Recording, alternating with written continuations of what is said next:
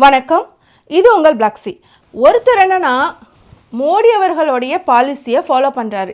அதாவது டெல்லி வரைக்கும் போனாலும் மைக்கை யார் நீட்டினாலும் நான் பதில் சொல்ல மாட்டேன் அப்படின்னு மைக்கை பார்த்தாலே ஓடுறாரு. அவர் டெல்லி போனது வரை இப்போ வந்து சர்ச்சையாக இருக்குது. அவர் எடுத்த ரெண்டல் ஃப்ளைட்டு, அதுக்கப்புறம் அதோட பார்க்கிங் சார்ஜுக்கு மட்டும் 1 மணி நேரத்துக்கு 2.5 லட்சம் ரூபாய் அப்படின்னு சொல்கிறாங்க. இதை வந்து ஏற்கனவே அவர் வந்து அதாவது முதலமைச்சர் ஆகிறதுக்கு முன்னாடியே வந்து டிடி நெக்ஸ்ட் அப்படிங்கிற ஒரு நியூஸ் பேப்பரில், அதுக்கப்புறம் பல நியூஸ் பேப்பர்ஸில் வந்து அதை பப்ளிஷ் பண்ணியிருந்தாங்க. அந்த ஃப்ளைட்டோடைய பார்க்கிங் சார்ஜ் மட்டுமே 2.5 lakhs per ஹவருக்கு டெல்லியில் ஆச்சுன்னு சொல்லிட்டு, இதுக்கு முன்னாடி அவர் டெல்லி போனப்போ இப்போ சேம் தான். இப்போ வந்து பார்த்திங்கன்னா நம்மளோட காசு, நம்மளுடைய வரிப்பணம் அப்போது அவருடைய காசாக இருந்துச்சு. கஜானா காலின்னு சொல்கிறவர் எப்படிங்க காலி பண்ணிகிட்ருக்கிறாரு அப்படின்னு பார்த்தீங்கன்னா, கிட்டத்தட்ட வந்து ஒரு நாளைக்கே வந்து இந்த ஃப்ளைட்டோட சார்ஜ், இந்த பார்க்கிங் சார்ஜ், இல்லை இந்த ட்ரிப்புக்குன்னு வச்சுக்கோங்க, மொத்தமாக 2 நாட்களுக்கு போயிட்டு வர்றாரு அப்படின்னா 50 லட்சம் ரூபாய் வந்து இதுக்கு செலவாகுமா. 50 லட்சம் ரூபாய் நம்மளுடைய காசு தான். ஆனால் இவருக்கு வந்து இந்த பெண்கள் ஊக்கத்தொகை, உதவித்தொகை இந்த மாதிரி எது கொடுக்கறதுக்கும் மனசு இல்லை. அதனால தான் ஸ்டாலின் அவர்கள் சொன்னாங்க, கஜானாலாம் காலி இல்லை, மனசு இருந்தால் கொடுக்கலாம் அப்படின்னு. அப்போது யாருக்கு மனசு இல்லை அப்படிங்கிறத இதுலேருந்து புரிஞ்சுக்கணும். சரி, இன்னொரு விஷயம் என்ன அப்படின்னா, ஒருத்தர் இருக்கார், என்னுடைய தலைவர், உங்களுக்கு நிறைய பேருக்கு ஒரு தலைவராக இருப்பார், ரஜினி அவர்கள். எனக்கு விஜய் பிடிச்சாலும் ரஜினி அவர்களையும் பிடிக்கும் தான். அந்த தலைவர் வந்து பார்த்தீங்க அப்படின்னா, நான் ஆட்சிக்கு வரேன், நான் கட்சி ஆரம்பிக்க போகிறேன்னு பல வருஷம் சொல்லிட்டு இருந்தவர் தான். அப்பத்துலேருந்து கடைசி நிமிஷம் வரைக்கும், ஏன் இப்போ வரைக்குமே அவர் ஏர்போர்ட்டில் எவ்வளோ டயர்டாக வந்து இறங்கினா கூட மைக்கை கொண்டு போய் நீட்டினா 4 கேள்விக்கு 3 கேள்விகளுக்காவது பதில் சொல்லிட்டு போவார். ஒரு நாள் கூட மைக்கை பார்த்து அவர் ஓடினதே கிடையாது. ஆனால் சிஎம் விஜய் அவர்கள் மைக்கை பார்த்து ஓடிட்டு ரஜினி அவர்களை பார்த்து காக்கா குருவிலாம் கதை சொல்லிட்டு இருக்கிறாரு. சரி, இதை பார்த்தாது கற்றுக்கோங்க. நீங்கள் நிஜமாலுமே கெத்து அப்படின்னா, கெத்து எங்கேருந்து ஆரம்பிக்கும் தெரியுமா? அதாவது இந்தியாவுடைய 4 தூண்களில் மிக முக்கியமான தூணாக இருக்கக்கூடிய பத்திரிகை துறை, அதை நீங்கள் தொடர்ந்து அவமானப்படுத்துறீங்க. ஏற்கனவே பிரைம் மினிஸ்டர் அவமானப்படுத்திட்டு இருக்கிறாரு. அதுக்கு எந்தவித உணர்ச்சி இல்லாமல் அவருக்கு சிங்சாக் தான் நேஷனல் மீடியாலாம் கொட்டிகிட்டு இருக்கு. உங்களுக்கும் அதே மாதிரி ஒரு காலகட்டத்தில் மோடி கவர்மெண்ட், அண்ணாமலை அவர்கள் வந்து சாம்சங் ஃபோன் கொடுத்தாங்க, நீங்கள் சோஃபா கொடுக்குறீங்க. சோஃபா கொடுக்கறனாலையா என்னன்னு தெரியல, கொஞ்சம் கூட அவர் நம்மளை மதிக்க மாட்டேங்கிறாரு. அவர் அரசாங்கத்துறை ரிலேட்டடாக ஏதாவது வந்து போஸ்ட் பண்ணால் இல்லைனா சொன்னால் நம்ம வந்து அதெல்லாம் வந்து பொது வழியில் வைக்கணும். ஆனால் அவர் ரிலேட்டடாக நம்ம வந்து ப்ரொமோட் பண்ணுறதுக்கு வந்து இல்லை போலரைஸ் பண்ணுறதுக்காக வந்து பப்ளிஷ் பண்ணுறதுக்கு பண்ணக்கூடாது அப்படின்னு ரோசமுள்ள எந்த பத்திரிகையாளர்களும் முடிவெடுக்கிறது இல்லை. இங்கேருந்து டெல்லிக்கு போய் மைக்கை நீட்டினால அவர் ஓடி தான் போகிறார். சரி, தலைவர் ஓடி போயிட்டு இருக்கிறாரு. தொண்டர்கள்லாம் என்ன பண்ணுறாங்கன்னு பார்த்தீங்கன்னா, அவங்க மைக் எடுத்துகிட்டு அங்கங்கே இன்ஸ்டாவில் போயிட்டு ஆய்வு பண்ணுறேன், அதை பண்ணுறேன்ட்டு வீடியோ போட்டாலும், ஆனால் ப்ரெஸ் மீட்டுன்னு வந்துருச்சுன்னா கேள்வியை உள்வாங்கிறதுக்கு முன்னாடி எதிர்கட்சி அப்படின்னு ஆரம்பிச்சோன்னே நோ கமெண்ட்ஸ் அப்படிங்கிற வேண்டியது. சரி, இதில் எனக்கு என்ன சந்தோஷமான விஷயம் இருக்குன்னா, கிட்டத்தட்ட ஒரு 10-15 வருஷமாகவே விஜய் வர்றதுக்கு முன்னாடி இருந்து கூட நிறைய பிரச்சனைகள் வந்து குற்றச்சாட்டு வந்து திமுக அரசு மேலேயும் இல்லை திராவிட அரசுகள் மீது வைக்கும்போது, இந்த நம்ம சேனல் ஆரம்பித்ததுலேருந்து நம்ம வெளிப்படையாக பேசுகிறோம். பட் நான் ஜென்ரலாக எல்லாருமே பேசிகிட்டு இருந்தது அப்படின்னு பார்த்தீங்கன்னா, இந்த கச்சத்தீவு அப்படிங்கிறது ஸ்டேட் கவர்மெண்ட் கையில் இல்லை, நீங்கள் ஏன் திரும்ப வந்து திமுக சொல்கிறீங்க, கலைஞரை சொல்கிறீங்க, அது வந்து ஒன்றியத்தோட கையில் இருக்குது அப்படின்னு பேசும்போது யாருமே கேட்டதில்லை. மிக முக்கியமாக விஜய் அவர்களுக்கு ஓட்டு போட்ட யாருமே கேட்டிருக்க மாட்டாங்க. ஏன்னா அவங்களுக்கு வந்து அரசியல் என்பது சாக்கடை. அது இத்தனை வருடங்களாக அவங்க என்ன நடந்துட்டு இருந்துன்னு கவனிச்சதில்லை. இப்போவும் அவங்க கவனிக்கிறதில்ல. அவங்க இன்ஸ்டாவில் வர பொய்களை தான் நம்பிட்டு கூஸ் பம்ஸாக இருக்காங்க. பட் உண்மை என்ன அப்படின்னு அவங்க அரசியலை கவனிக்கல. ஸோ அவங்களுக்கு எல்லாத்துக்குமே பார்த்தீங்க அப்படின்னா, ஆக்சுவலாக கச்சத்தீவுனா என்ன, அதை எப்படி நம்ம இழந்தோம், அதை மீட்க முடியுமா, என்ன மீனவர்கள் பிரச்சனை அப்படின்னு அவங்களுக்கு எதுவுமே தெரியாது. கண்டிப்பாக தெரியாது. விஜய் அவர்கள் திருச்சிலேயோ இல்லை நாகப்பட்டினம் நினைக்கிறேன், அங்கே வந்து என்ன சிஎம் சார் லெட்டர் எழுதிட்டு அப்படியே விட்டுற கட்சின்னு நினச்சிங்களா எங்களை, நாங்கள் சிஎம்மாக வந்தால் நேரடியாக இதில் வந்து இன்வால்வ் ஆகி பேசுவோம் அப்படின்னு மீனவர் பிரச்சனைக்கு குரல் கொடுத்துருந்தார்.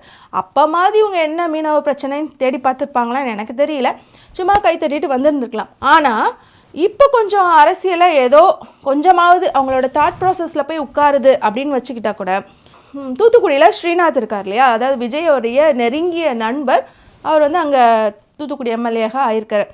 அவர் நோ கமெண்ட்ஸ் சொன்னாலும் இந்த பர்டிகுலர் கேள்விக்கு நீ யார் நோ கமெண்ட்ஸ் சொல்கிறதுன்னு சொல்லிட்டு இந்த பக்கத்தில் உள்ளவர்கிட்ட சொல்கிறதுனா லிட்ரலாக சொல்லலை, நான் சொல்கிறேன் பார் நோ கமெண்ட்ஸ் அப்படிங்கிற மாதிரி என்ன சொல்லியிருந்தார் அப்படின்னா, கச்சத்தீவை பற்றி ஆரம்பித்தோடனே இது வந்து தமிழ்நாடு தீர்த்து வைக்கக்கூடிய இல்லை ஸ்டேட் கவர்மெண்ட் தீர்த்து வைக்கக்கூடிய பிரச்சனை இல்லை, இது ஒன்றியம் பார்க்க வேண்டிய பிரச்சனை அப்படின்னு சொன்னார். இதை தான் நான் பாராட்டுறேன். என்னென்னா காத்து கத்தி மூச்சு வாங்கி பேசி எங்களால் கொண்டு போய் சேர்க்க முடியாத இந்த விஷயத்த இப்போ குறைஞ்சபட்சம் மக்கள்கிட்ட கொண்டு போய் சேர்க்கறதுனால ஓகே இது ஸ்டேட் கவர்மெண்ட் பார்க்க முடியாத விஷயம் அப்படின்னு அது அவங்களுக்கு ப்ராசஸில் ஏறும். விஜய் என்ன சொன்னார், ஸ்டாலின் அவர்கள் என்ன சொல்லிட்டு இருந்தாங்க, காலம் முழுக்க இந்த மற்றவங்களாம் வந்து கற்றுன்னு கத்திட்டு இருந்தாங்களே அவங்கெல்லாம் இதை பற்றி இந்த பிரச்சனை பற்றி என்ன சொன்னாங்க அதெல்லாம் அவங்களுக்கு தெரிய போகிறது இல்லை தான். ஆனால் புதுசாக இன்றைக்கி இருந்து க்ளீன் ஸ்லேட்டில் எழுதப்பட்ட ஒரு நோட்ஸாக அவங்களுக்கு வந்து கச்சத்தீவு அப்படிங்கிற பிரச்சனை ஒன்றியத்தால் மட்டுமே தீர்க்க முடியும் அவங்க நினச்சாதான். அது வந்து மீனவ பிரச்சனையெல்லாம் வந்து ஸ்டேட் கவர்மெண்ட்டால் ஒன்றுமே பண்ண முடியாது, கச்சத்தீவுக்கெலாம் ஸ்டேட் கவர்மெண்ட்டால் ஒன்றுமே பண்ண முடியாது அப்படின்னு பதிஞ்சிச்சுன்னா மேபி இந்த 5 வருஷம் கழித்து வேறு அரசு வரும்போது இதே பிரச்சனையை எதிர்கட்சிகள் எடுக்கும்போது குறைஞ்சபட்சம் இல்லை அவங்க அப்படி பேசுனாங்களே அப்போ ஏன்னா இப்படி கேள்வி வைக்கிறாங்கன்னு யோசிக்கிற அளவுக்காவது அவங்களுடைய மூளை வளர்ச்சி வளர்ந்துருக்கும். அதனால் நாங்கள் பதில் சொல்கிறத விட நீங்களே சொல்கிறது ரொம்பவே ஆனந்தமாக இருக்கிறது. அப்படி தான் இன்னொரு பிரச்சனை என்னன்னு பார்த்தீங்கன்னா இந்த டாஸ்மார்க்கை மூடணும்னு சொல்லிட்டு எப்போ பார்த்தாலும் வந்துட்டு அது ஒரு பெரிய பிரச்சனையாக, அதாவது எம்ஜிஆர் அவர்கள் தான் அதுக்கான காரணம் தமிழ்நாட்டில் இந்த மாதிரியான மது பிரச்சனைகள்லாம் வந்து வர்றதுக்கு இல்லைனா ஓப்பன் ஆகிறதுக்கு அவர் தான் ஓப்பன் அப் பண்ணி விட்டார். ஈவன் கலைஞர் அவர்கள் மூட கூட செஞ்சார், அதுக்கப்புறம் வந்து எம்ஜிஆர் மறுபடியும் திறந்து விட்டார். ஆனால் இப்போ நம்ம வந்து அந்த பழக்கத்துக்கு நம்ம பழகிட்டோம். அண்ட் ஆல்சோ எல்லா நாடுகளையும் அது இருக்குது, என் பாண்டிச்சேரிலேயே இருக்குது, போய் குடிச்சிட்டு வரலாம், இல்லைனா வந்து பக்கத்து நாடுக்கு போய் வாங்கி குடிச்சிட்டு வரலாம், கோவாவுக்கு போய் குடிக்கலாம். இங்கே மட்டும் தடை செய்கிறதுனால அது ஒரு இதுவும் கிடையாது.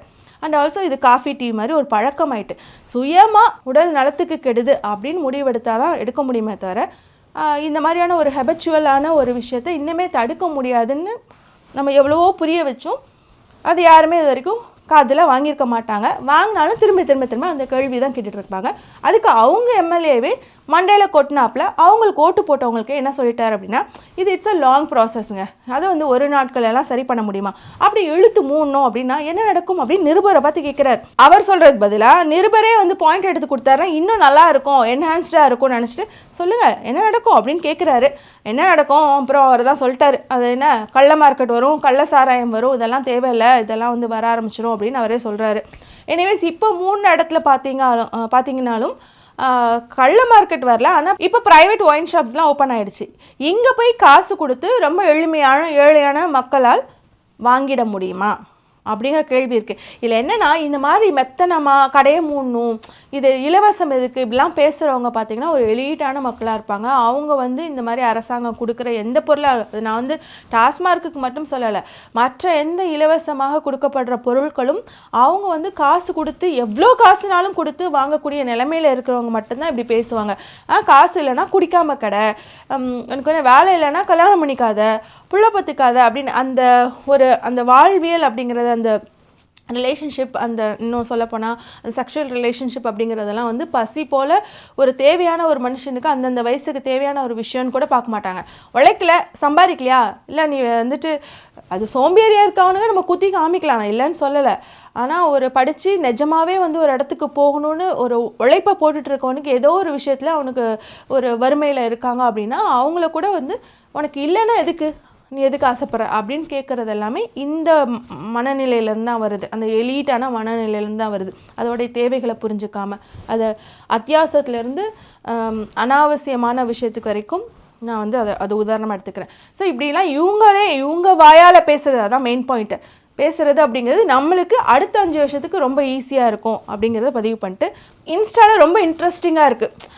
இன்ஸ்டாவில் இருந்து என்ன ஃபேக் போட்டாலும், ஃபேக் நரேட்டிவ் செட் பண்ணாலும் அதற்கு கீழே வந்து நிறைய மெசேஜஸ் வந்து நான் விஜய்க்கு ஓட்டு போட்டேன், ஆனால் வந்துட்டு எனக்கு பிடிக்கல சுத்தமாக அவர் பண்ணுறதெல்லாம், ஏண்டா ஓட்டு போட்டோம் இருக்குது அப்படின்னு நிறைய கமெண்ட்ஸ் பார்க்க முடியுது. இப்போல்லாம் என்ன அப்படின்னா மக்கள் வந்து இப்போது ரிட்டர்ன் போட்டுடலாமா, அதாவது இன்ஸ்டாவில் தான் பொருள் வாங்குறாங்க, இப்போல்லாம் வாழ்கிறதே இன்ஸ்டாவில் தான் வச்சுக்கோங்களேன்.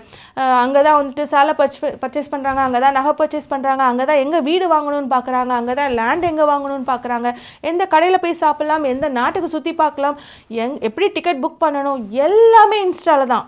ஆல் இன் ஆல் ப்ராசஸ் வந்து இன்ஸ்டாவில் தான் நடந்துகிட்ருக்கு. அப்படிங்கிறப்போ அது மூலமாக தான் விஜயும் தேர்ந்தெடுக்கணும் அப்படின்னு மண்டக்குள்ளேயும் போய் இறங்கிச்சு. இப்போ வந்துட்டு அங்கேயே வந்து கதறாங்க, இன்ஸ்டா மூலமாக விஜயை ரிட்டர்ன் போட்டுடலாமா அப்படின்ட்டு நிறைய பேர் அந்த மாதிரி கதறதையும் பார்க்க முடியுது. அவரை ரிட்டர்ன் போட முடியுமான்னு எனக்கு தெரியல.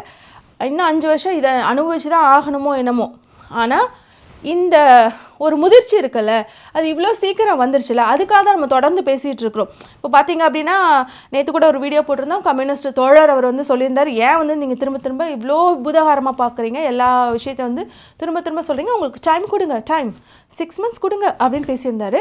6 months கொடுத்தாலாம் வந்துட்டு ஒன்றும் ஆக போகிறது இல்லை. இப்போ இருந்தே ஏன்னா நார்மலைஸ் பண்ணி விட்ருவாங்க. 6 months கழிச்சு இப்படி டெய்லி வந்து ஒரு 5 கொலை நடக்கிறது நார்மலைஸ்ட் ஆகிடும்.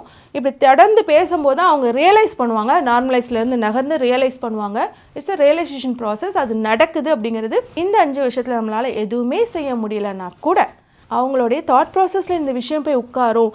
தொண்டை கிளிய இந்த 10 வருஷம் 15 வருஷம் நம்ம பேசியிருந்திருப்போம். அதில் எங்கே வேணால் பேசியிருந்திருப்போம். நம்ம யூடியூப் ஆரம்பித்து வேணால் நம்மளுக்கு 2 வருஷம் 3 வருஷம் ஆயிருந்திருக்கலாம், இல்லை சில பேருக்கு 7 வருஷம் ஆயிருந்திருக்கலாம். ஆனால் அதற்கு முன்னாடி மேடைகள்லாம் போய் கத்தியிருந்திருப்பாங்க.